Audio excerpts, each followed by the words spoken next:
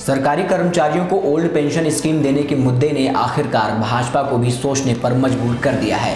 कर्नाटक की भाजपा सरकार ने ओपीएस के अध्ययन के लिए एक कमेटी बनाई है। यह कमेटी इसी महीने राजस्थान जाएगी। कर्नाटक में 2 महीने बाद चुनाव होने वाले हैं। उसके बाद लगभग 6 महीने बाद राजस्थान, मध्य प्रदेश और छत्तीसगढ़ में चुनाव होने हैं। ऐसे में लगता है कि ओपीएस पर इन राज्यों में भी भाजपा जल्द ही अपना रुख स्पष्ट करेगी। अगर ऐसा हुआ तो ओल्ड पेंशन स्कीम 13 महीनों के बाद होने वाले लोकसभा चुनाव में मुद्दा बन सकती है। अब बड़ा सवाल है कि क्या है ओपीएस और इसको लेकर सरकार चिंतित क्यों है। तो नमस्कार, मेरा नाम है उत्कर्ष मिश्रा और आप देख रहे हैं ब्रजांचल न्यूज, जहां आज हम बात करेंगे ओपीएस से जुड़े मुद्दों की। बने रहिए अंत तक। राजस्थान में मार्च 2022 में सीएम अशोक गहलोत ने ओल्ड पेंशन स्कीम लागू की थी।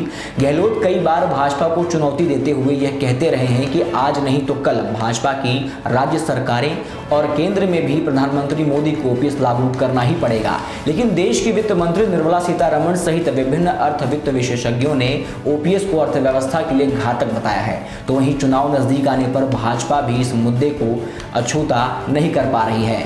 राजस्थान भाजपा के प्रवक्ता आशीष चतुर्वेदी ने बताया कि अभी तक प्रदेश में पार्टी ने ओपीएस पर कोई विचार नहीं किया है, लेकिन विभिन्न राजनीतिक विषयों पर पार्टी समय आने पर विचार करती ही है।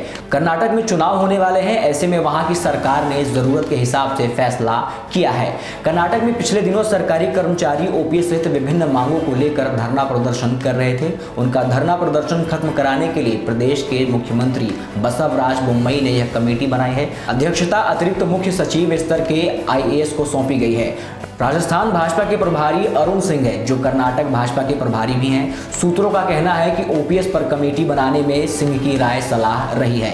वे राजस्थान में इस स्कीम पर कांग्रेस के उत्साह को निरंतर देख रहे हैं। राजस्थान में भाजपा विपक्ष में है, ऐसे में पार्टी स्तर पर कोई कमेटी गठित की जा सकती है, जो यहां चुनावों से पहले ही ओपीएस के प्रभावों के बारे में स्टडी कर भाजपा नेतृत्व को रिपोर्ट सौंपे, ताकि भाजपा जनता के समक्ष ओपीएस को लागू करने या नहीं करने को लेकर अपना स्पष्ट मत रख सके। राजस्थान सहित देश के सभी राज्यों में कर्मचारी वर्ग सबसे बड़ा मतदाता समुदाय माना जाता है। कर्मचारी अपनी कार्यप्रणाली, मौखिक प्रचार, सेवा प्रदान करने और अपने संगठनों के धरना प्रदर्शन के जरिए सरकारों के पक्ष या विपक्ष में माहौल बनाते रहते हैं। जब चुनाव होते हैं तो किसी भी अन्य वोटर समुदाय की तुलना में उनका मतदान प्रतिशत हमेशा ज्यादा होता है। कर्मचारी मतदाताओं से लगभग 95% लोग वोट करते हैं। देश भर में इस वोटर समुदाय की संख्या लगभग 20 से 22 करोड़ मानी जाती है। केंद्र सरकार के आंकड़ों के अनुसार देश भर में लगभग 4 करोड़ 70 लाख सरकारी कर्मचारी हैं। अकेले राजस्थान में करीब 8 लाख कर्मचारी हैं, मध्य प्रदेश में लगभग 9 लाख, कर्नाटक में लगभग 10 लाख, छत्तीसगढ़ में करीब 2 लाख कर्मचारी हैं। सरकारी कर्मचारियों का सबसे बड़ा संगठन भारतीय सेना में है, जिसमें कर्मियों की संख्या लगभग 14 लाख है। इसके बाद रेलवे है, जहां करीब 12,54,000 कार्मिक काम करते हैं, और फिर पैरामिलिट्री फोर्सेज यानी अर्धसैन्य बल है, जहां लगभग 8,86,000 कर्मी कार्यरत हैं। आमतौर पर कर्मचारियों के वोट बैंक को सरकारी व राजनीतिक पार्टियां बहुत ही गंभीरता से लेती हैं। राजनीतिक पार्टियां कर्मचारियों के साथ उनके परिजनों को भी उसी वर्ग में गिनती हैं। सीएम अशोक गहलोत ने मार्च 2022 में सरकारी कर्मचारियों को ओपीएस देने के बाद 10 फरवरी 2023 को बोर्ड निगम मंडल आयोग के करीब 1 लाख कर्मियों को भी ओपीएस देने की घोषणा बजट में की थी।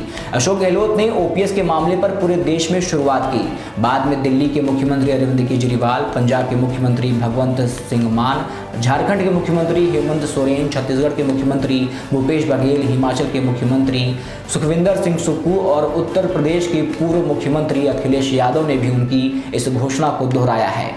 लेकिन ओपीएस को लागू करने में वित्त मंत्रालय सहित देश के प्रमुख अर्थशास्त्रियों का मानना है कि कर्मचारियों को पेंशन सरकार पर एक एक्स्ट्रा आर्थिक भार की तरह है।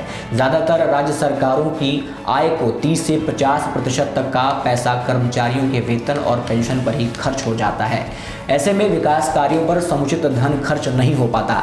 इसके चलते 2003-04 में केंद्र स्तर पर निर्णय करके कर्मचारियों के लिए पूरे देश भर में एक साथ 1 अप्रैल 2004 से नई स्कीम यानी एनपीएस लागू की गई थी, जिसके तहत रिटायर होने के बाद कर्मचारियों को महीने के जीवन भर पेंशन नहीं देनी पड़ती। वहीं दूसरी तरफ सीएम अशोक गहलोत ने विधानसभा में बजट के दौरान ओपीएस लागू करते हुए कहा था कि सरकारी कर्मी अपने भविष्य की चिंता से मुक्त होकर काम करें, इसके लिए ओपीएस ज़रूरी है। आप लोगों का क्या कहना है, क्या ओपीएस को देश भर में लागू करना चाहिए? हमें कमेंट करके बताएं और वीडियो को लाइक शेयर करना ना भूलें।